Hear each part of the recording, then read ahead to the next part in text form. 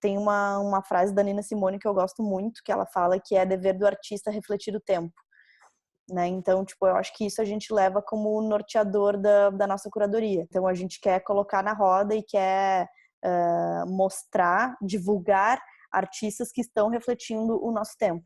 Então, a gente analisa, tipo, todo o contexto desse artista e e tenta entender por que aquelas cenas estão acontecendo. Então, eu acho que esse reporte, ele nos dá a oportunidade de a gente refletir um pouco mais sobre esse contexto, né, que o artista está inserido.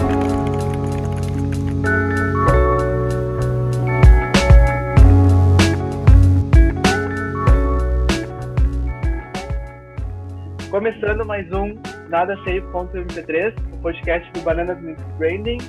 Eu sou o Eduardo Panosso e dessa vez está comigo aqui a Julie, o Alex e a Ana pela primeira vez participando do podcast.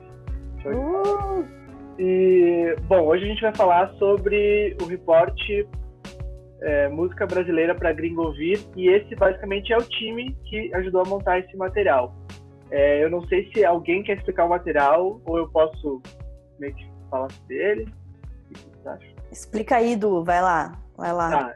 Então, esse é um material onde a gente mensalmente vai apresentar 5 artistas e um trabalho de cada um desses artistas brasileiros, com o conceito, basicamente a gente colocou assim, o conceito de o que a gente apresentaria para um gringo que se mostrou interessado em conhecer, que de novo vem rolando na música brasileira. Então, essa pergunta imaginária, a gente quer ter a resposta para ela assim na ponta da língua, e a gente, né, separou esses artistas. Esse é o primeiro mês que a gente está fazendo, agosto, por isso a gente resolveu fazer esse podcast, para contar um pouco mais do porquê que a gente está fazendo isso, né, do conceito do material, e apresentar um pouco mais esses artistas que a gente separou. Então, eu acho que a gente podia começar falando da playlist, né, porque esse é um material que vem, um conteúdo que vem aprofundando muito mais uma playlist que já existe há algum tempo, que é a Música Brasileira para Gringo Ouvir. Quando eu entrei no Bananas, essa playlist já existia, então eu não sei, acho que foi tu que criou, né, Júlia? Se pudesse falar um pouco mais dela e do que era a tua demanda quando tu criou ela. Então, essa playlist existe desde 2015, meio que junto com o início do Bananas, assim, a gente começou a fazer o nosso Spotify, e sempre teve essa necessidade de a gente mostrar o que de bom estava acontecendo na música brasileira na nossa visão. Então a gente criou esse nome, assim, tipo, Música Brasileira para Gringo Ouvir, que era, tipo, só que não só, obviamente, para gringo ouvir, né, para todo mundo ouvir, mas o objetivo dela no início era mostrar que o Brasil era muito mais do que bossa nova, do que samba, do que coisas assim que os gringos sabiam que existia no Brasil. Então essa playlist, ela sempre teve rock, ela sempre teve afrobeat, ela sempre teve música eletrônica, ela sempre teve MPB. Ela é uma junção de estilos brasileiros para mostrar o que de fato tá acontecendo aqui. E ela foi sendo a playlist com mais aderência assim, que a gente teve no nosso canal. Né? Hoje ela tá com 1.400 e poucos seguidores. E é a playlist, eu acho que a gente mais acaba atualizando, assim. Porque a gente acompanha de perto, né, o que tá acontecendo, assim, no Brasil. E essa playlist acaba refletindo o que tá acontecendo, o que tá sendo lançado. E tem músicas que estão lá desde 2015, assim, né? Que a gente não tira artistas que estão lá desde o início, porque a gente acredita que eles ajudam a mostrar o que está sendo feito hoje em dia em termos musicais no Brasil. Então, é basicamente isso, assim, a historinha da playlist. Ela está com a gente desde o início, e é isso, é para refletir o que está acontecendo no país, né, e dos vários estilos musicais, né, das misturas musicais que a gente tem por aqui. Então, esse lance do reporte ter o mesmo nome da playlist, basicamente o mesmo conceito, foi algo que eu também, na hora de escrever o texto ali, acho que eu quis deixar isso claro, assim, que era música brasileira para gringo ouvir, mas acho que mais importante é é o brasileiro se conhecer, assim, né? Esse reporte, daqui a pouco, ele não vai para fora.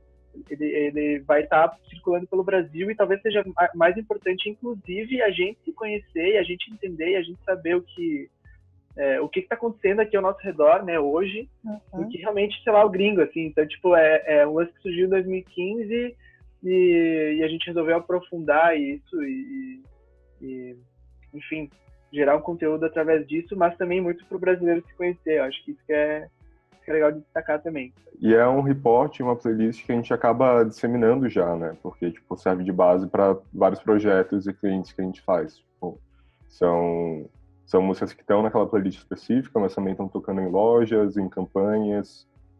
São músicas que já estão sendo disseminadas independente do report, né? Ela é meio que uma playlist editorial, assim, sabe? Eu acho que tem algumas coisas aí que dizem, tipo, que falam sobre Bananas, né? Tipo, uma coisa é esse desejo do Bananas de pegar essa bandeira, né, da música brasileira e levar um pouco mais adiante ainda. É uma coisa que já rola na curadoria, né, dos clientes, já rola nos trabalhos que o Bananas faz. E aí, acho que é uma forma de novo, falar isso, né? Tipo, a gente é uma empresa brasileira e a gente quer falar da música brasileira daqui e valorizar isso. E, além disso, acho que tem o lance também de transformar uma playlist, que é, acho que, o produto mais famoso do Banana, vamos dizer assim, né, em algo mais, e mostrar que, tipo, vejam clientes como, tipo, a gente pode ir além, sabe? A gente pode pegar uma playlist, que é o que a gente já faz, assim, e a gente transformar isso, sei lá, aprofundar isso num conteúdo mais profundo mesmo, que as pessoas podem consumir, assim. Então, acho que é um pouco Bananas mostrando, olha, dá para ir além, né? Eu acho que isso é legal também. É algo que vem rolando já no Spotify de a playlist se tornar uma plataforma de conteúdo. Né? Eu acho que essa é uma tendência que só vai crescer a partir de agora, né? Porque o primeiro passo foi dado, né? O primeiro passo, as pessoas já sabem agora a utilizar as plataformas de streaming de uma maneira melhor, né, mais avançada, os artistas também, as marcas também. Beleza, agora sabemos o que é playlist e já consumimos playlist. Qual é o próximo passo? O próximo passo é transformar essa playlist numa plataforma de conteúdo, né? O Spotify já vem fazendo isso com a Viva Latino. Então, tipo, eles transformaram aquela playlist num outro patamar, né, de uma grande plataforma para as pessoas descobrirem e escutarem artistas latinos. Então, lá dentro tem áudio, tem vídeo, tem outras coisas rolando. E é o que a gente quer e já está fazendo com a música brasileira para Gringo ouvir. Ela surgiu como playlist, né? Já tem um público cativo ali que escuta essa playlist. E agora a gente quer fazer outros conteúdos a partir disso, né? Então, o podcast é um deles, é o que a gente está fazendo agora. E também o report, que daí é uma coisa mais física, assim, né? Mais palpável para se ler e para compartilhar de outras maneiras. Eu vou deixar nos links aí, mas tem um texto que é tipo os níveis do music branding, assim. Eu acho que é bem isso. Um é tu se preocupar com o que tá rolando, o outro aí o último nível é tu pega como marca e faz um festival, assim, né? Daí esse é o mais foda de todos, mas enfim. Eu vou deixar o link para exemplificar isso também. Eu acho massa, tanto do report quanto desse podcast, que a gente completa o que é um artista, né? Porque um artista não é só a música que ele faz, um artista, tipo, não é só o nome dele, não é o nome da faixa, que é o que a gente acaba vendo numa playlist, né? Tipo, ele tem um conceito, tem origens, tem uma identidade visual, uma identidade artística, e aí com o report a gente acaba conseguindo passar isso também, né? Sim, que é uma coisa que às vezes acaba passando despercebido. Sim, acaba se tornando mais um braço de conteúdo, né? Na verdade, uma maneira de fazer com que a galera se engaje a ouvir aquele artista, né? Porque muitas vezes a gente, sei lá, conhece um artista e aí acha mais ou menos, e aí depois vai ler a história daquela pessoa e quem produziu e não sei o quê. Enfim, a cena que está inserido e nos faz gostar muito mais daquilo, né? Sim. Tipo, Aconteça tudo, né? Faz muito mais sentido as coisas estarem meio que juntas, assim. É isso, a gente vai tentar também nesse conteúdo, tipo, claro, a gente tá trocando essa ideia sobre o porquê fazer e como foi escolhido esses artistas, mas também a gente vai querer trocar uma ideia com alguns dos artistas escolhidos para eles poderem falar um pouco mais desses trabalhos. Então acho que é bem isso que o Alex falou, é multidimensional, assim, quando tu ouve a música, claro, é o mais importante, mas é um pedaço, assim, né? Poder ver quem é a galera, sabe? Tipo, tem no reporte, enfim, tem imagens e tal, e tem uma análise em cima daquilo, do porquê também a gente escolheu aqueles artistas. Eu acho que completa um pouco mais também isso. Falando um pouquinho dos critérios de curadoria, né? Que como a gente está falando aqui, pra gente contexto é tudo, né? Isso é um critério básico, assim, do Bananas, né? A gente até fala bastante e conversa bastante porque a gente gosta de saber do contexto que aquela música está inserida, né? Então, a gente tem uns critérios de curadoria gerais, assim, do Bananas e que a gente elencou para esse reporte para ficarem bem claros, né?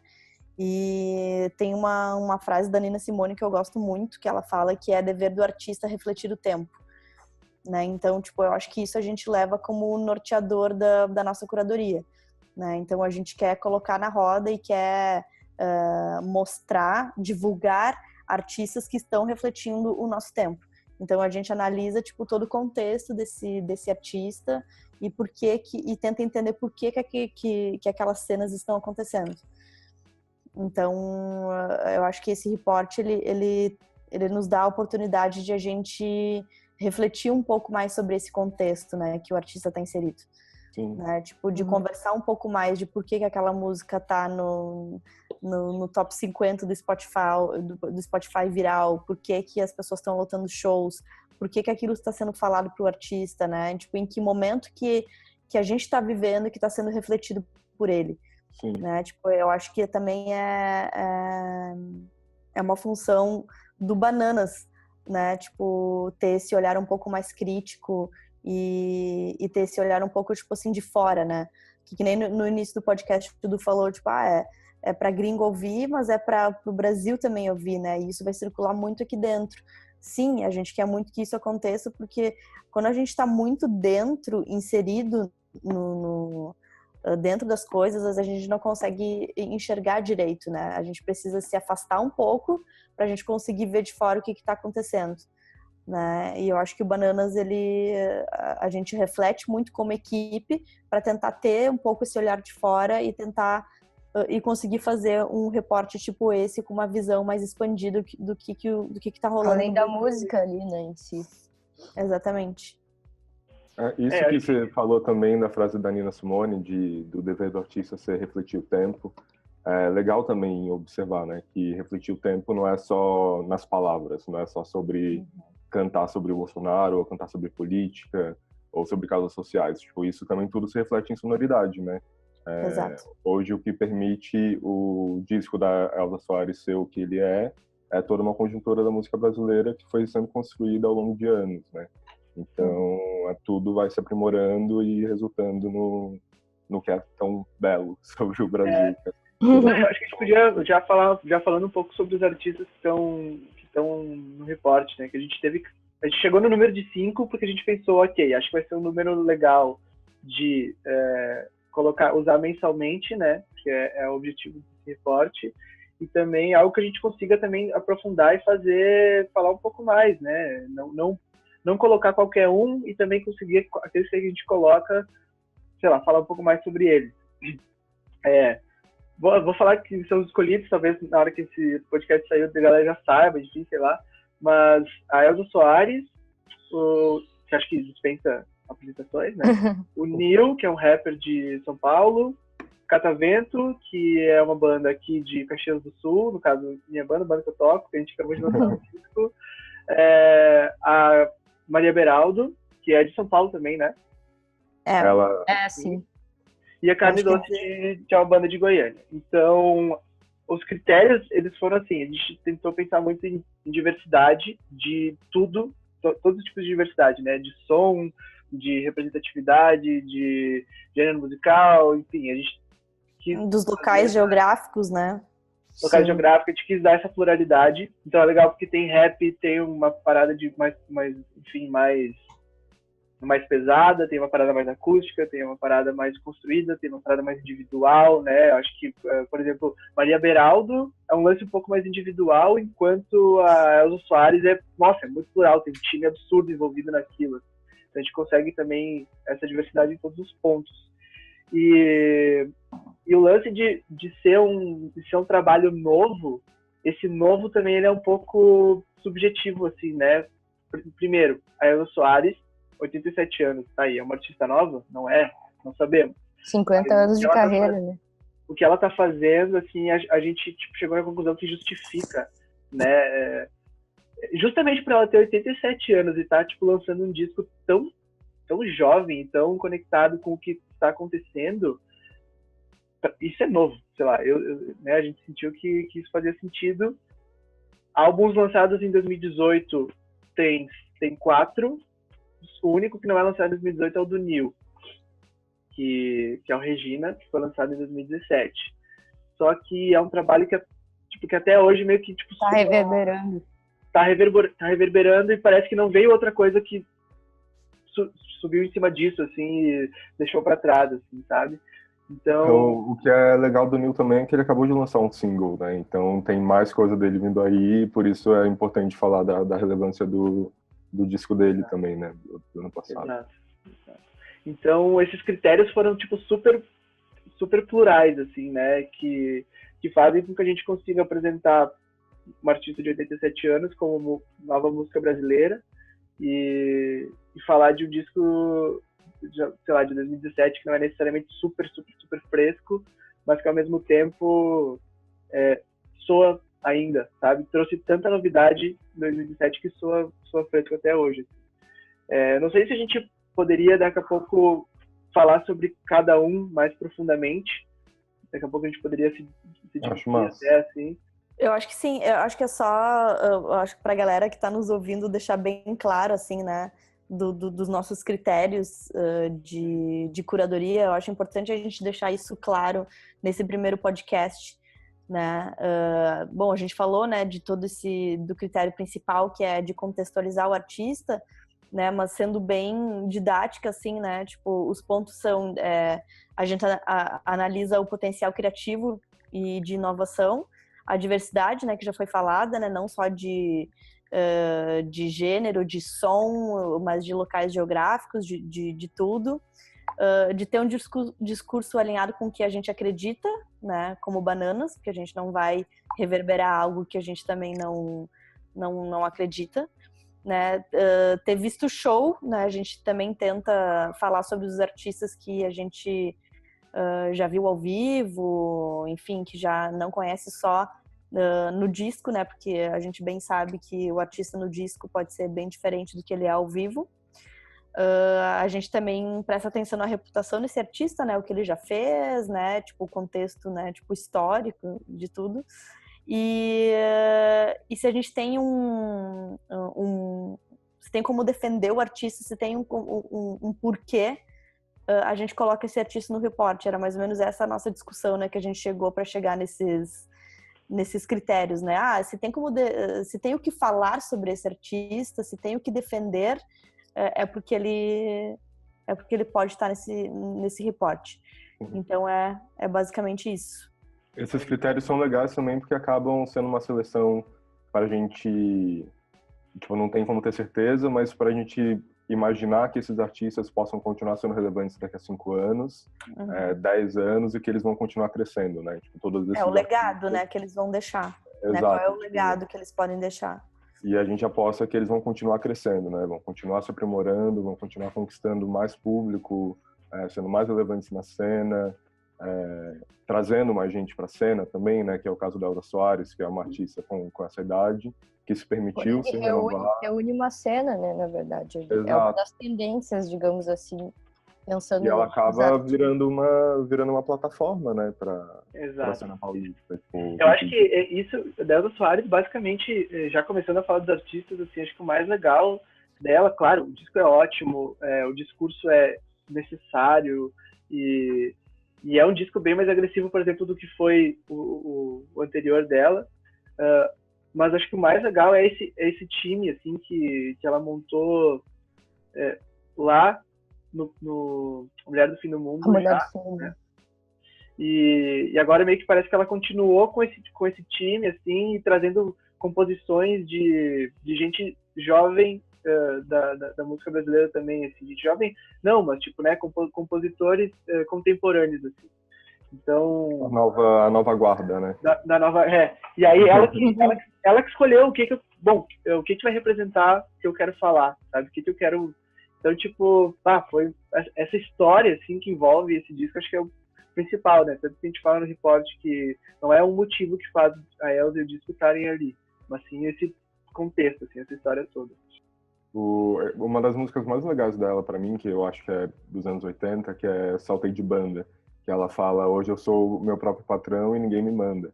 E aí é legal ver que isso tem reflexão até hoje, né? Tipo, é um conjunto de pessoas por trás dela, mas ainda é a voz dela, não só a voz dela literalmente, mas o que ela quer falar, as coisas que fazem sentido para ela, né? Tipo, então não é uma artista que tá só fazendo interpretando ali. Tipo, ela não tá só interpretando, ela tá vivendo aquilo também, que é muito bonito, muito genuíno, né?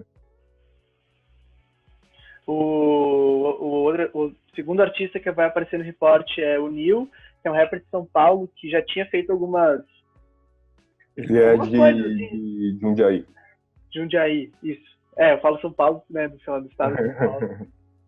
Esqueço que existe uma cidade gigantesca de Jundiaí, e ele já tinha lançado algumas coisas, só que aí parece que esse disco que ele lançou, Regina, ele conseguiu...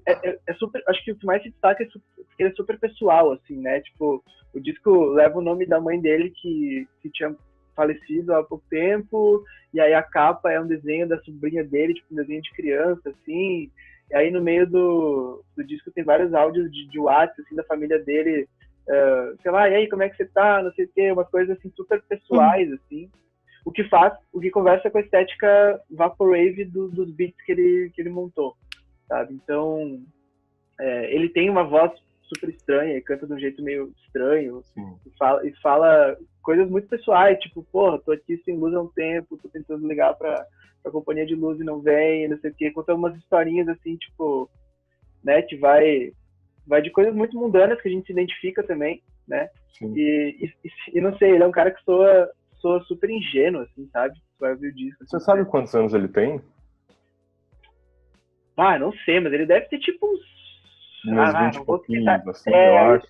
Eu ia tentar chutar isso, mas acho ruim ficar adivinhando, assim. Mas super ruim ficar adivinhando. Mas ele soa como alguém de 20 e poucos anos. Ele soa como alguém de 20 e poucos anos, tipo, descobrindo a vida e tendo que se virar depois de enfim, se perceber como o cara que vai ter que cuidar das coisas da vida, assim, né? Tipo, da vida dele, tocar essa rotina e tudo isso. E, enfim, então acaba sendo um disco super pessoal, e aí tem uns toques muito engraçados. Tipo, pra mim, a música que se destaca, não só pelo beat, mas pela temática, tipo, minha mulher acha que eu sou o Brad Pitt. Ele fala, tipo... Ele tem 25 ou 24. 25. Tipo, minha mina acha que eu tô no estúdio, tipo, cercado de mulheres e não sei o que. Tipo, na real, eu tô, tipo, sexta-feira de noite, meia-noite, fazendo um beat, finalizando em casa, sabe? Tipo, não e tem essa música... Como que chama essa música que você falou? Minha mulher acha que eu sou o Brad Pitt. E ela começa com um sample do Bowie, né? Tipo, de Ashes to Ashes. O que é muito lindo, assim. Apenas, né? Apenas. É que eu acho também que esse disco é meio que um reflexo de que o rap talvez não precise mais falar só sobre questões que, sei lá, falava nos anos 90, sabe? Tipo, genocídio negro, etc. Porque hoje em dia, talvez... Até tem uma entrevista do Mano Brown que ele fala que hoje em dia ele é muito mais bélico, falando sobre amor e sobre o cotidiano dele, do que talvez se ele tivesse, tipo, falando sobre política ou, enfim. Então, eu acho que é, tipo, um novo momento do rap que, tipo, você pode falar sobre outras coisas também. Elas são tão persuasivas quanto, porque, tipo, a gente se identifica, sabe? É o áudio da família dele ali. Sim. É, tipo... Enfim, então... Eu acho que esse momento virá. Tem uma expressão... É um reflexo disso, assim. Tem uma expressão que eu acho muito legal que foi cunhada nos Estados Unidos, que é Black Boy Joy, que é a alegria do menino negro. Que fala justamente sobre isso, né? Tipo, fala sobre esse momento da música negra, do rap, do hip hop, do soul, do R&B, em que se pode cantar sobre outras coisas e que é exatamente isso, né? Tipo, você consegue ser bélico também cantando sobre suas próprias causas, sua vida, suas Sim, porque experiências e querendo ou sobre não, suas alegrias também. as outras questões vão estar intrínsecas ali, né? Porque fazem parte do dia a dia daquela pessoa. Só que, Sim. de repente, não precisa cantar necessariamente só sobre essas coisas, né? É legal fazer um parênteses que eu não sei, enfim, talvez seja bom registrar, que é que nenhum de nós somos negros, né? Então a gente está dando nossa análise branca Sim, sobre total. o rap. Então Total. talvez a gente nem esteja sendo assertivos, mas falando como um jovem branco dos anos 90, e essa questão da alegria dele, de cantar sobre as vitórias, para mim rolou uma conexão muito forte, já de cara, porque a introdução é com um sample da música de abertura do PlayStation 1, né? Então, tipo, logo de cara, para mim foi memória da adolescência. E tem alguma outra música que ele canta também, eu não sei se é sobre mulheres, sobre minas, mas ele canta que ele tá sendo cercado igual o Blanka no Street Fighter, que o Blanka tem essa coisa de ficar cercando o personagem e ir até o fim, assim. Então, puta, é um puta registro legal de quem nasceu nos anos 90, né? Tipo, uma puta visão massa. Não tem como... Faz sentido ele ter 25 anos. Exatamente. Eu tenho 25 anos, então tipo, a mesma geração. Bom, daí o próximo artista é a Catavento, que é a banda que eu toco, então é um pouco estranho. Foi estranho escrever, resenhar a própria banda, assim, o próprio disco. Mas acho que foi legal porque eu consegui passar um ponto de vista muito de dentro, assim, né? E dizer realmente o que era que a gente queria fazer. Não, né? O artista parece que ele queria fazer aquilo. Não, tipo, eu sabia que era aquilo que a gente estava querendo fazer. Que era, nesse disco Ansiedade na Cidade, que a gente lançou em agosto, falar com mais gente, sabe? Tipo, tentar atingir um público maior, porque nos outros discos a gente era, tipo, super barulhento e super piada interna em vários sentidos, sabe? Tipo assim, pra nós era super legal ser estranho, mas quanto mais estranho, melhor, quanto menos gente entender, melhor. E acho que dessa vez a gente mudou isso, assim. Isso reflete no som, reflete nas letras em português também. Enfim, na estética como um todo. E nosso terceiro disco, e acho que é isso, assim, acho que é uma oportunidade de dizer também o que vocês acharam do disco, assim, né? Qual o feedback e por que a gente tá ali. Eu acho que esse disco, ele estaria nesse report mesmo se tu não trabalhasse do Bananas ou não, sabe? Sem dúvida. Sem dúvidas. E a gente, só pra, né, a galera não pensar, tipo, não, né, só porque o Du trabalha lá no Bananas estão falando do disco, né? Pelo contrário, a gente deu total apoio, né, a gente falou pro Du, nossa, usa as nossas redes, o que puder pra reverberar esse disco. Inclusive foi o último disco a entrar, né? Tipo, foi a última banda a entrar, assim, tava tipo, não sei, tá faltando uma banda. Eu falei, tipo, olha, gente, não, sem querer... A Júlia falou do disco antes do Du falar, tipo, antes dele nos mandar, a Júlia já tinha ouvido. E, cara, eu achei esse disco muito massa. Peraí, temos 10 minutos e temos que falar de 3 artistas. Tá, vai rapidinho. Esse aspecto de Big Band que vocês têm, tipo, aspecto não, né? Vocês são, né? Uma Big Band. São 8? Meio psicodélica, meio Brasil, meio da... É incrível. O álbum é muito massa. Todas as faixas são incríveis, mas eu amo duas, né? Destaque para Groove Geral, que é uma grooveira absurda, muito massa. E a This Is Life corre, que tipo, no meio do bagulho vira um jazz psicodélico incrível. Eu fiquei de cara quando eu ouvi essa música a primeira vez. Meu Deus, o que aconteceu? Tipo, do nada virou outra música. Tipo, sabe quando tu... Né, eu achei que tinha acabado disso. Eu também, e comentado outra coisa. Eu fui lá no Spotify ver se era, quando eu vi que ainda era Catavento, não, caralho. Total. Acertaram demais. Bom, Maria Beraldo é a quarta artista. Maria Beraldo é minha favorita de 2018. Não consigo parar de ouvir esse disco. Se fosse um vinil, já teria arranhado pra caramba, assim, já estaria rachado no meio. Eu acho que o destaque do Kavala, que é esse álbum dela, é como ela consegue, tipo, ser completamente torta e barulhenta, assim, tipo, e tem uns momentos super lindos, assim, tipo, que tu fica, nossa, isso é muito linda essa melodia, sabe? Tipo, esse instrumental tá lindo, daí daqui a pouco ela meio que destrói tudo, assim, que é uma coisa bonita pro outro lado, assim, mas ela faz esse equilíbrio, assim. Sim. Uma coisa interessante, que aí já tem até uma ponte dentro do próximo report, é que ela fez os arranjos de metais da Elza Soares também, e toca clarinete na banda. Então, e é impossível não ver a conexão, né? Que são duas mulheres fodas, cantando sobre questões sociais, cantando sobre o feminino, e quebrando os paradigmas do feminino também, né?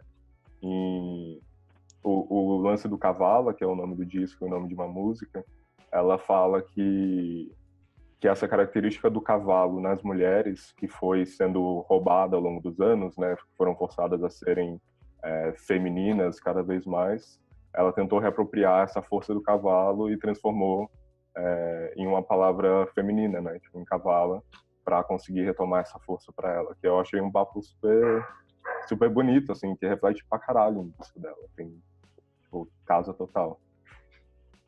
E eu gosto muito desse disco também, porque é um disco de descobrimento também, né? Ela se descobre, né, gay nesse disco, cantora, compositora, tipo, é o disco que reflete a saída dela do armário. Antes ela não era, né, tipo, lésbica assumida, e ela conseguiu também fazer esse disco com crowdfunding, tipo, isso é incrível, né? Então, tipo, olha a força dessa mulher, Brasil! Tipo, ela é incrível demais, sabe? Ela conseguiu, né, fez o crowdfunding, foi bem sucedido e gravou o disco. E o clipe também, tipo, é incrível, que foi o primeiro clipe que foi... Tenso, né? Ou foi outro? Agora eu não lembro o nome da música, foi o Tenso? Não. Ela tem dois clipes, eu acho. Mas um deles foi dirigido pela Laura, lá do Teto Preto, que é incrível também. Enfim, ela tá fazendo um trabalho muito massa, que com certeza não vai parar por aqui. Né? Isso que é o interessante desse disco, assim, tipo, eu acho que é um ponto na carreira dela que vai, né, tipo, agora eu também sou solo, né, mas eu acho que é uma coisa que vai reverberar muito ainda, assim, E ela vai ter muito para contribuir, acho que para a cena nacional, né, tipo, não só para São Paulo, só que vai conseguir acrescentar muita coisa pelos próximos anos, ainda nesse ano, imagino, já colaborou tanto. Eu nem sei de onde ela é, na real, porque ela morou um tempo em Florianópolis, se eu não me engano. E eu não sei mesmo se ela é paulistana. Agora ela está em São Paulo, né? Eu não sei se ela é de lá. Eu acho que ela estava há 3 anos em São Paulo. Mas tipo, o Quarta B é uma banda paulista, né? Então talvez o próprio Quarta B tenha ajudado ela a vir para cá. Mas posso estar errado também. Bom, a gente tem 4 minutos para falar do Carne Doce, que lançou o álbum Tônus, que a Júlia me falou que ficou viciadíssima nesse álbum e não conseguiu. Nossa, eu pirei também nesse álbum. Pra mim também. Eu demorei um pouco pra ouvir, mas quando eu ouvi, bateu, foi foda, assim. Eu já decorei, eu acho que eu sei de trás pra frente já esse disco, de todos os modos. Eu acho que o Amor Distrai, Durinha, essa música é, tipo assim, ó, pelo amor de Deus, do ano. O hit do ano é muito incrível, tipo, o jeito que eles escreveram essa letra, tipo, é incrível, é muito, muito bonito. Eu curto o baixão que rola, que é tipo... Não, o instrumental também, tipo, tá... Isso que é o mais bonito, eu acho, nesse disco, sabe? Tipo, é a crescente da Carne Doce. Exato, né? Parece que... cada vez, sabe, aquela coisa só melhora. Tipo, o homônimo lá de 2014 foi incrível, o Princesa de 2016 já veio com os 2 pés na porta. Esse álbum, tipo, pra mim, por enquanto, né, ainda não estamos na metade do ano, né, agosto, um pouco pra frente, mas pra mim esse é o disco do ano. E é passional pra caralho, né, uma banda que sempre foi muito passional, a Salma é muito passional, o show é muito passional, tipo, eles são tudo incríveis. Muito forte, muito rico. E ela tava com medo que esse disco não decolasse, porque, enfim, o segundo ele é muito sobre, tipo, ele é mais, como é que eu vou explicar? Mais feminista. Mais incisivo.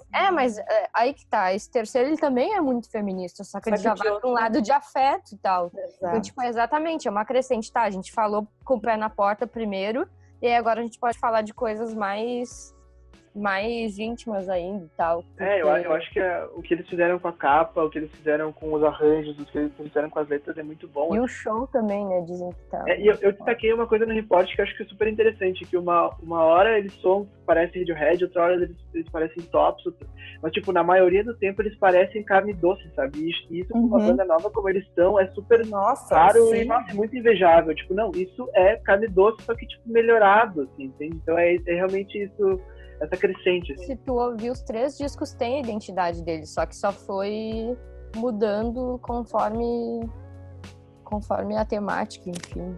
Conforme o que eles estão sentindo também, né? Menos de 1 minuto para terminar aqui nossa reunião, podcast. Então eu só queria deixar um recado, assim, se você que tá ouvindo não olhou esse reporte, a gente vai deixar os links aí, baixa, compartilha. Quem tiver também dicas de bandas e, enfim, mandem pra gente aí, pra gente analisar, a gente quer conhecer bandas legais pelo Brasil inteiro. E comentários sobre as bandas desse report também, né? Exato. Quem conhecia, quem não conhecia, deixa esse toque também.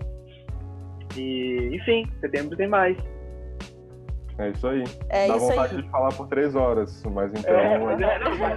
Valeria. Não, vai continuar nos comentários agora aí, vamos lá. Isso aí. Valeu, gente. Obrigado por esse tempo aí, pela função de ajudar no reporte e tudo mais, e essa troca de ideias aí. Vamos seguir pro próximo, que vem tem mais. Vamos lá, beijão. Valeu, beijo. Valeu, beijo. Tchau.